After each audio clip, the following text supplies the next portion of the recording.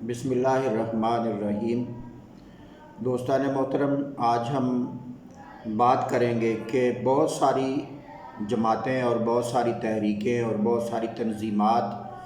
اور بہت سارے لوگ، بہت ساری پرسنالٹیز پاکستان کے اندر اسلامی انقلاب کے لیے ہمیشہ بہت دیر سے، شروع سے، آغاز سے ہی یا پاکستان بننے کے فوراً بعد سے ہی کوشاں ہیں، مگر آج تک وہ پاکستان میں جو انقلاب چاہنے والے اور پاکستان میں جو اسلام کا غلبہ چاہنے والے اور اسلامی نظام چاہنے والے لوگ ہیں، وہ آج تک پاکستان میں اپنی جدوجہد کے اندر کامیاب نہیں ہو سکے۔ ہم بالکل غیر جانبدارانہ انداز سے ان کا تجزیہ کرنے کی کوشش کرتے ہیں کہ ایسا کیوں نہیں ہو سکا۔ اس میں سب سے پہلی بات یہ ہے کہ ہر جماعت کا اسلام کے حوالے سے اور اسلامی نظام کے حوالے سے ایک اپنا نظریہ ہوتا ہے۔ بے شک وہ قرآن و حدیث سے ہی اخذ کرتے ہیں اور قرآن و حدیث کو ہی اپنے انداز سے اور سیرت رسول پاک صلی اللہ علیہ وسلم کو اپنے انداز سے پڑھ کر ہی اس کو بناتے ہیں، بلڈ اپ کرتے ہیں، لیکن وہ جو اپنا ایک خاص مائنڈ سیٹ بنا لیتے ہیں اور جو اپنی ایک سوچ بنا لیتے ہیں، وہ کبھی بھی اس سے ایک ذرہ برابر بھی آگے پیچھے ہٹنے کے لیے تیار نہیں ہوتے۔ ایک بہت بڑی وجہ اسلامی نظام کے نافذ نہ ہو سکنے کی یہ ہے، اور دوسری بات یہ ہے کہ جو اپنا نقطہ نظر بنا لیتے ہیں وہ دوسروں پر نافذ کرنے کی کوشش کرتے ہیں، اور اگر کوئی اس کی مخالفت کرتا ہے، اس کے الٹ یا مخالفانہ اس کے مخالف سوچ رکھتا ہے، تو وہ اس سوچ کو اور اس نظریے کو اور اس آئیڈیالوجی کو کسی صورت بھی سننے کے لیے اور برداشت کرنے کے لیے تیار نہیں ہوتے، جس سے لوگ ان کے قریب آنے کی بجائے دور ہٹنا شروع ہو جاتے ہیں، اور پھر دوسروں کو جو اسی میسج کو اور اسی پیغام کو لے کر میدان عمل میں آتے ہیں، دوسروں کو شکست دینے کے لیے اور دوسروں کو سے اپنے آپ کو بہتر ثابت کرنے کے لیے اپنے نظریے پر اور اپنی آئیڈیالوجی پر فوکس کرنے کی بجائے وہ دوسروں کے نظریے کو تنقید کا نشانہ بناتے ہیں اور اپنا زیادہ وقت ان کی کردار کشی کر کے اپنے آپ کو بہتر ثابت کرنے پر لگاتے ہیں، جس سے وہ جس پر اعتراض کیا جاتا ہے اور جس کی کردار کشی کی جاتی ہے، اس کے جو کارکن ہوتے ہیں، اس آئیڈیالوجی کے جو حمایتی لوگ ہوتے ہیں، اس نظریے اور اس سوچ کو رکھنے والے جو لوگ ہوتے ہیں، وہ ان سے دور ہٹتے جاتے ہیں، اور یہاں تک کہ اختلاف رائے کو صرف اختلاف رائے تک ہی نہیں رہنے دیا جاتا، بلکہ اس کو دشمنی بنا لیا جاتا ہے۔ جو ان کے ہم خیال نہیں ہوتے، ان کو وہ اپنے دشمن اور اپنے مد مقابل اور اپنے حریف سمجھنے لگ جاتے ہیں، جس سے جو درمیان میں اتحاد ہے اور اتفاق ہے اور ایک دوسرے کے قریب آنا ہے، اس کی فضا ختم ہو جاتی ہے۔ اور چوتھا، جو اگلی چیز ایک بہت اہم چیز ہے، وہ یہ کہ جوش خطابت کے اندر جب وہ تقاریر کرتے ہیں، خطابات کرتے ہیں، تو جوش خطابت اپنے آپ کو سپیریئر اور اپنے آپ کو اچھا ثابت کرنے کے لیے وہ خطابت کا جوش بھی دکھاتے ہیں۔ جب خطابت کا جوش دکھاتے ہیں تو پھر وہ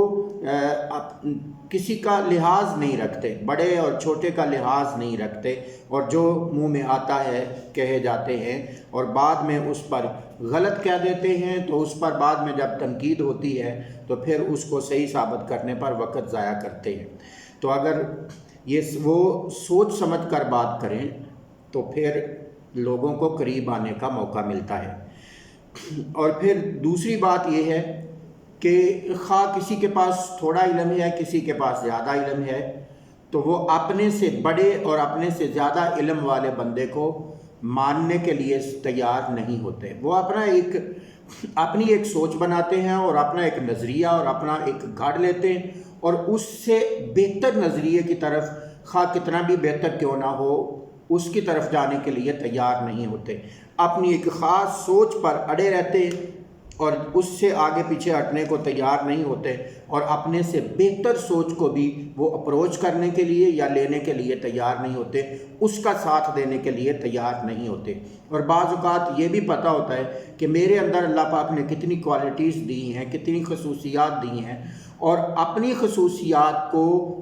کم دیکھ کر دوسروں کی خصوصیات جو دوسروں کے اندر اللہ پاک نے زیادہ دی ہوتی ہیں، بجائے اس کے کہ میں اپنی خصوصیات میرے اندر جو کم ہیں دوسرے کے اندر زیادہ ہے تو میں اس کو اپنا لیڈر اور اپنا قائد مانوں اور اس کے ساتھ جڑ جاؤں اور اس کے ساتھ مل کر محنت کروں، ایسا نہیں ہوتا۔ اور موسٹلی اپنے آپ کو ہی خواہ جھوٹ کے طریقے سے، خواہ سچ کے طریقے سے، یا خواہ دلیل کے طریقے سے، خواہ گھونسلے کے طریقے سے ثابت کرنا پڑے تو اپنے آپ کو ہی ثابت کرنے کی کوشش کی جاتی ہے۔ تو اور ہر چھوٹا جو خطیب ہوتا ہے، جو ممبر پر بیٹھ کر بولنا شروع کر دیتا ہے، جو لوگوں کے اندر چند لوگ جس کو سننے والے بن جاتے ہیں، کسی کو ہزاروں سننے والے ہوتے ہیں، کسی کو لاکھوں سننے والے ہوتے ہیں، کسی کو کروڑوں سننے والے ہوتے ہیں، کسی کا کام تھوڑا ہوتا ہے، کسی کا اس سے زیادہ ہوتا ہے، کسی کا اس سے بھی زیادہ ہوتا ہے۔ تو ہونا تو یہ چاہیے کہ جو اپنے سے بہتر بندہ ہے اس کو فالو کیا جائے، اس کو ایمانداری کے ساتھ اس کا ساتھ دیا جائے اور اس کے ساتھ چلا جائے، مگر ایسا نہیں ہوتا۔ اور پھر یہ کہ آپس میں ایک ہی مکتبہ فکر کے لوگ، ایک ہی سوچ رکھنے والے لوگ، اگر 10% کسی سے اختلاف ہے اور 90% ہم آہنگی ہوتی ہے تو اس 90% ہم آہنگی کو لے کر ایک دوسرے کے قریب نہیں آیا جاتا، متحد نہیں ہوا جاتا، قوت نہیں بنا جاتا، طاقت نہیں بنا جاتا، ایک کی طاقت کو بڑھایا نہیں جاتا، بلکہ اس 5 یا 10 یا 2 یا 4% اختلاف کی بنا پر الگ سے ایک جماعت بنا کر، الگ سے ایک دھڑا بنا کر، الگ سے ایک گروپ بنا کر اسی کام کے لیے کوشش شروع کر دی جاتی ہے، جو کہ بے نتیجہ اور نتیجہ خیز نہیں ہوتی۔ تو آگے ایک بات بہت اہم ہے کہ نظام مصطفیٰ اور دین کے احیاء کی بات کرنے والے بالکل اللہ پر، اللہ کے رسول صلی اللہ علیہ وسلم پر، قرآن و حدیث پر ایک ہوتے ہیں، مگر آپس کے اندر اتحاد اور اتفاق اور چند نکات کو طے کر کے چلنے کی بجائے ایک دوسرے سے اختلافات رکھتے ہیں اور ایک دوسرے سے دور چلے جاتے ہیں۔ ان کے اندر آپس کے اندر اتحاد اور اتفاق نام کی کوئی چیز نہیں پائی جاتی، جس سے جو دین کو ماننے والے لوگ ہیں، جو اسلام کو چاہنے والے لوگ ہیں، ان کی جمعیت منتشر ہو کر رہ جاتی ہے اور اتحاد اور اتفاق امت مسلمہ کا ختم ہو جاتا ہے، اور لوگ ایک جگہ پہ دین کے نام پر اکٹھا ہونے کی بجائے چھوٹے چھوٹے گروہوں میں اور طبقات میں منتشر اور تقسیم ہو جاتے ہیں، جس کی وجہ سے وہ ایک بہت بڑی عوامی قوت نہیں بن پاتے۔ اور بہت اہم چیز ہے کہ وہ تمام قائدین جو دین کے احیاء کا کام کرنے والے ہیں، دین کی سربلندی چاہنے والے ہیں، اسلام کو غالب دیکھنا چاہتے ہیں، وہ حقیقت پسندی سے اپنی قیادت کا انتخاب نہیں کرتے۔ ان میں سے ہر کوئی اپنے آپ کو لیڈر اور قائد سمجھنے لگ جاتا ہے، جو چند تقریریں کر لیتا ہے، چند درس دے لیتا ہے، چند لوگ اس کو ماننے لگ جاتے ہیں، وہ اپنے آپ کو خود ہی قائد بنا کر بیٹھ جاتا ہے، جس کے نتیجے میں وہ کسی دوسرے کو تسلیم کرنے کے لیے بھی تیار نہیں ہوتا۔